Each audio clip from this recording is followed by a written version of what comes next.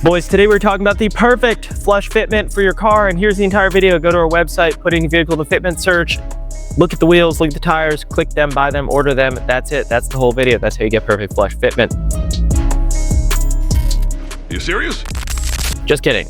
Sort of, kind of. Buy wheels from us though. Okay, let's go. It's not as easy as slapping on wide wheels and hoping for the best. Today, I'm going to be running through exactly how to get the perfect flush fitment on any car, from choosing the right wheels to dialing in tire size, offsets, camber, ride height, all of the key components. Now, obviously, the best way to do this is to check out our gallery, check out our website. We have a ton of resources to help you with this. But what is flush fitment? Well, it means the wheel and tire sit perfectly aligned with the fender edge. Fender, wheel and tire, seamless, aggressive stance. Not too tucked in set, not too poked out set, just right.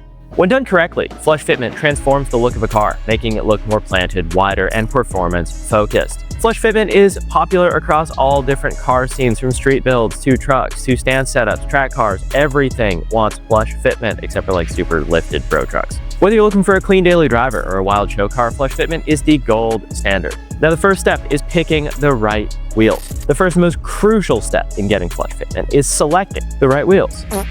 You obviously can't have bad specs that work, no matter how much you adjust your suspension or roll your fenders or, you know, that. So here's what you need to focus on. You have a few key measurements here. First is the wheel width. Wider wheels push the tire closer to the fender, giving a more aggressive stance. The typical flush fitment range for most cars, like almost everything on the planet, is between an 8.5 to a 10.5 inch wide wheel, depending on the car's body style, suspension setup, and a whole bunch of other components. Now, your wheel diameter also depends on your car's design and your personal style. Common sizes for most of you watching this video are going to be 17 to 19 inches on sports cars and sedans, while larger wheels are popular on luxury cars or exotics. Most sport compact cars run a 17 to a 19. Offset, this is the tricky one. It determines how far a wheel sets inward or outward. A lower offset number, like 12, makes the wheel sit further out, while a higher offset number pulls the wheel in towards the vehicle. For flush fitment, again, generally speaking, you want a lower offset than stock, typically in the plus 20 to plus 35 range. But this obviously varies significantly by car.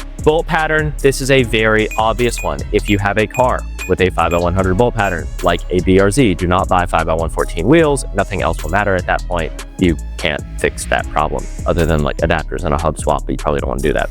So once you've got your wheels dialed in, which we can do on our website or by contacting a fitment expert, it is time to select the right tire setup. And the nice thing is we actually do this for you. When you click buy 4 wheels, we show you the tires that fit perfectly on your wheels. Now, tire width should match the wheel width for a balanced fit. A common guide is to run tires 10 to 20 millimeters wider than the wheel width. 1 millimeter is 25.4 inches. So for instance, a 9.5 inch wide wheel pairs well with a 255 millimeter tire. That tire profile, lower profile tires, 35 or 40 series, are essential to achieving flush fitment because they reduce sidewall bulge and overlap. This helps avoid rubbing and enhances the aggressive look. Now, should you stretch your tires? Well, tires stretch. Narrower tires on wider wheels is common in the stance scene for like a stretched, poke, outlip style look. But if you're going for performance, running a properly sized tire for maximum grip matters more. This is something that, again, you probably want to speak with someone about your specific setup before doing it.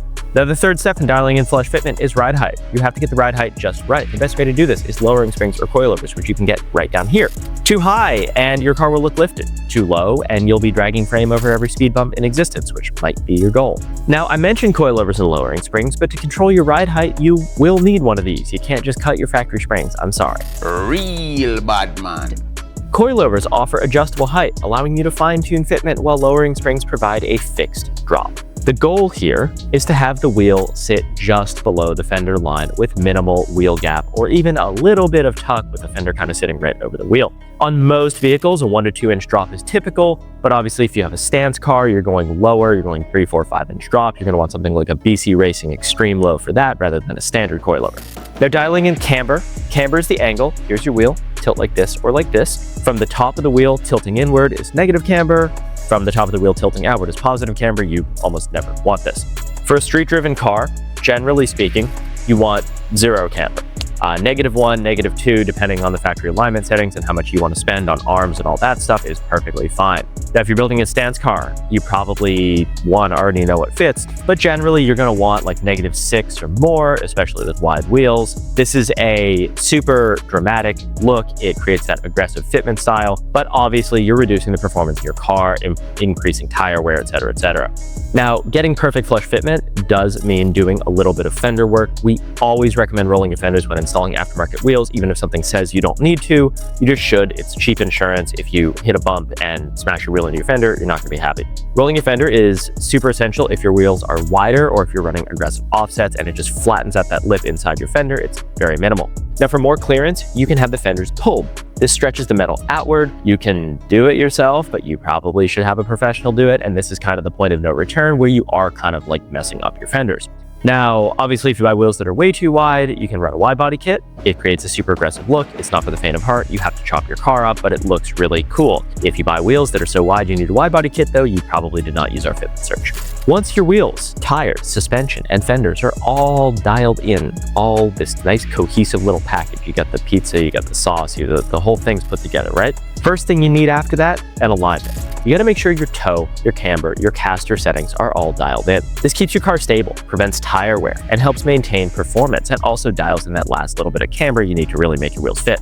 Now, before you do all that, you need to test fit. Adjust your ride height and your camber with your suspension compressed and the wheel mocked up with no tire for the perfect flush look. Then put the tire on and do it again and dial it in perfectly. So why do people do it? Why does flush fitment matter so much? Well, it's really the probably single biggest significant change in how your car looks. You can go as subtle as you want or as extreme as you want. It makes your car look significantly better and wider, and just overall, it's like exactly what you want. It also improves the performance of your car. It improves stability, it improves handling, just all around what you want. Now, there are cons. Tire wear, aggressive camber, and aggressive setups, and soft tires can cause faster wear, and so if that's an issue for you, maybe don't do this. You probably will rub a little bit with a super flush wheel and tire setup, especially if you got like 4 people in your car. It might rub, and that's a problem for some people. Cost being the most obvious one. Even a cheap setup of, lowering springs, wheels, tires, and alignment, you're probably around $2,000 in today's world of buying car parts, and that's not free, But here's the thing.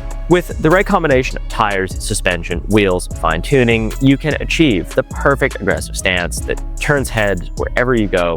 It makes your car look better, perform better, and that's what we're all here for, right? Need help dialing in your fitment? Well, head on over to our website. We've got the best selection of wheels, tires, suspension, and of course, our fitment experts standing by to help you out. Whatever you need to dial in your ride and achieve the perfect stance, we've got you covered. Now, if your vehicle already has a sick wheel and tire setup, add it to our gallery to show it off and help others dial in the perfect flush fitment. Or if you need inspiration for your build, check out the gallery. It has a ton of cars in it that can help you dial in exactly what you're looking for on your build. Thank you guys so much for watching the video. If you enjoyed this, please drop a comment down below, hit the like button, hit the subscribe button, and I'll see you in the next one.